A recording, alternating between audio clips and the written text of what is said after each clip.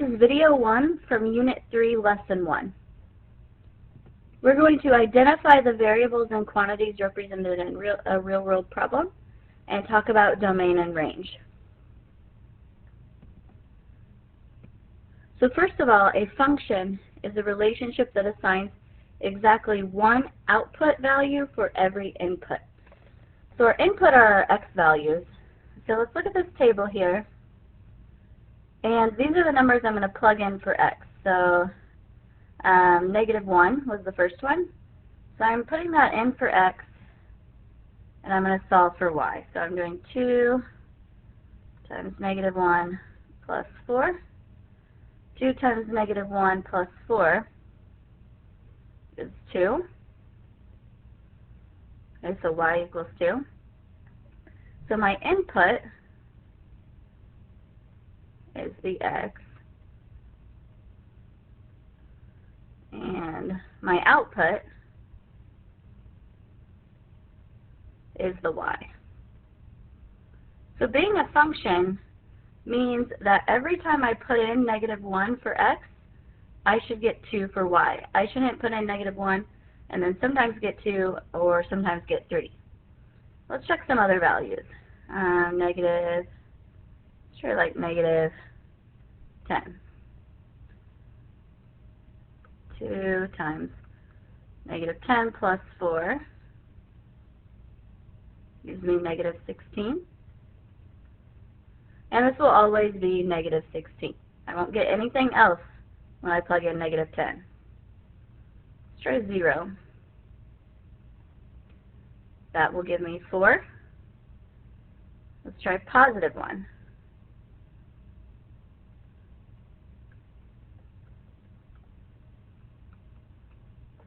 I get 6. So this is a function because when all my input values have only one output. So what I really need to concentrate on is this column, my x values. And as long as none of these repeat, then it's a function. Now, if it can repeat, like you can have -1 and then -1 again, as long as you still just have 2 and 2, as long as your output is the same there.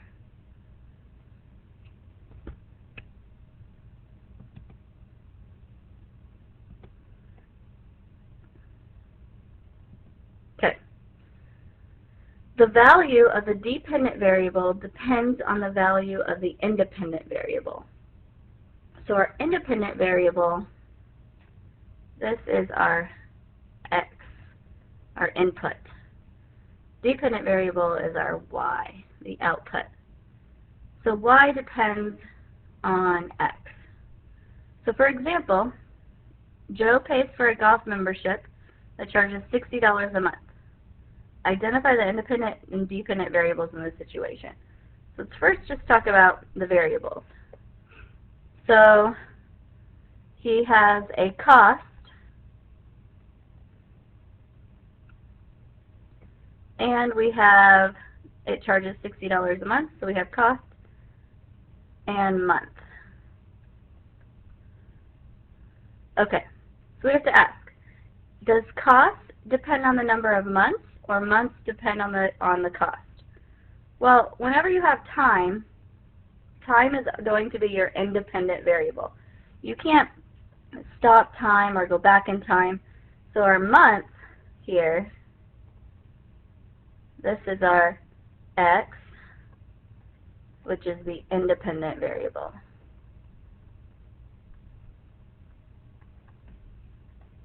Cost is our y, which is the dependent variable. So I'm going to write that as a statement here.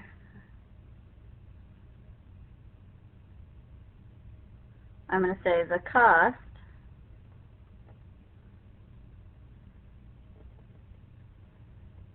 depends, so it's your dependent,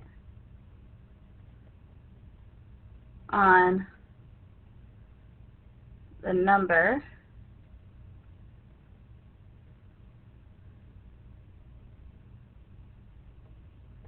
of months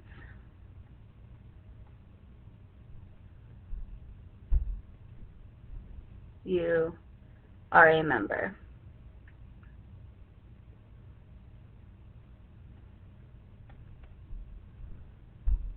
Okay.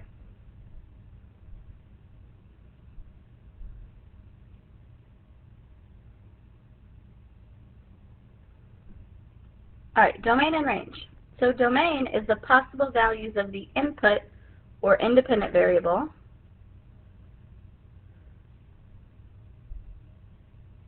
which again, remember, is x. Those are the domain. And the range are the values of the output or dependent variable. Those are y's. So the domain is our possible x values. The range is the possible y values. Okay, Maria earns $7 per hour for babysitting after school and on Saturday. She works no more than 16 hours a week. What would be a reasonable domain and range? All right, so we first have to identify our variables.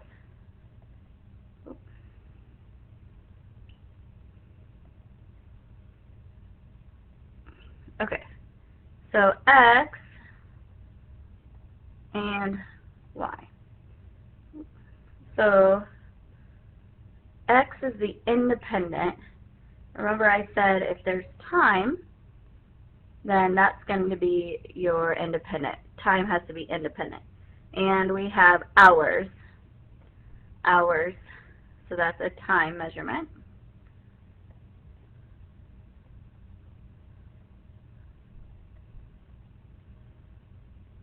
Then our other variable, well, what's the result of the number of hours? That would be the amount of money she makes.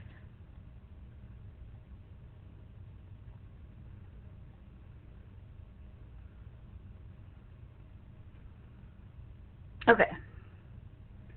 So domain is our possible x values.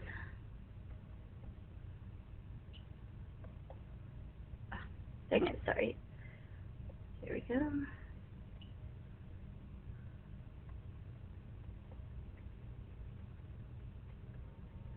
Okay. Is it possible for her to work a negative amount of hours? No. Is it possible for her to work 0? Sure, she's not going to make any money, but it's possible. And then there's a limit, there's a maximum to the number of hours, and that's 16. So the domain is 0 to 16 hours. Those are the possible inputs, the possible number of hours. Okay, then our range, which is the amount of money she makes, remember it's based on the domain. So that's why we got to do domain first.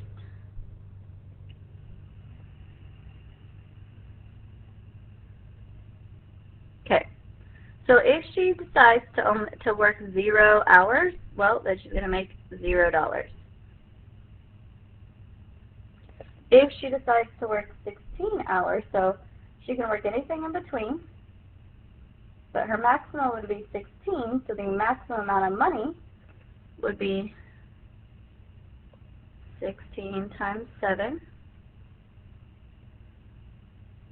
which equals 112. So the range, she's going to make $0 to $112.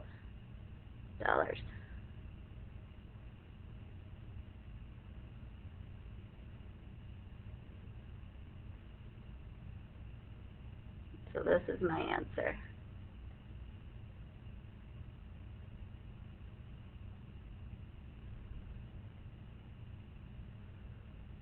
Okay?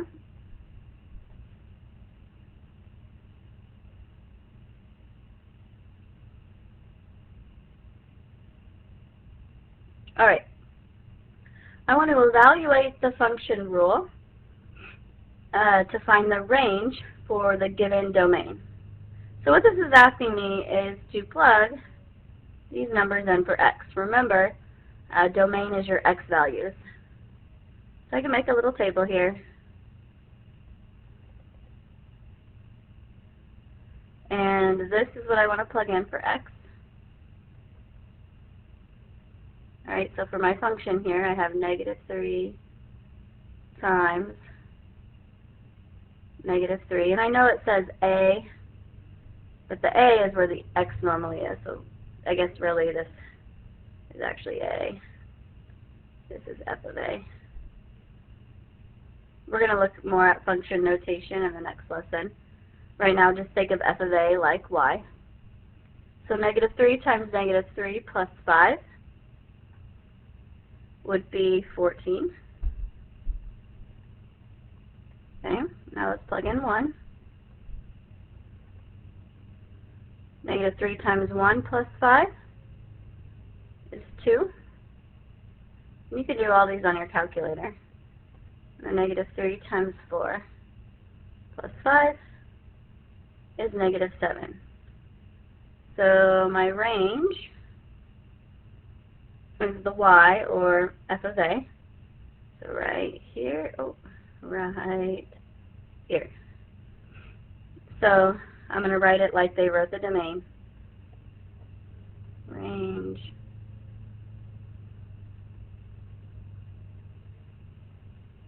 and these usually go in chronological order, so you want to do least to greatest. So negative 7 to 14.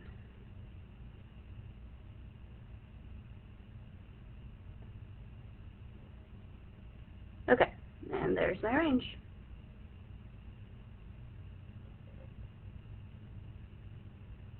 Alright, so you're ready to do Unit 3 Assignment 1. Before we do that, let me go back and let's just talk about just domain and range again in general, some basic examples.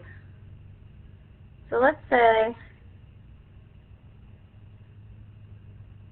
on a graph I have this point right here, which is negative 1, 1. And I have this point right here, which is 3, 1. And I want to list the domain and range. Okay. Well, my domain, so these 2 points, negative 1, 1.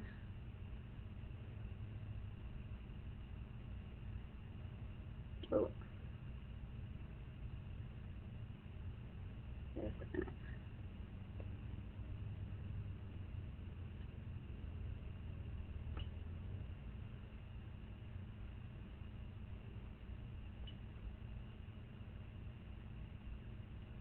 And 3, 1. So my domain would be my x values, so negative 1 and 3.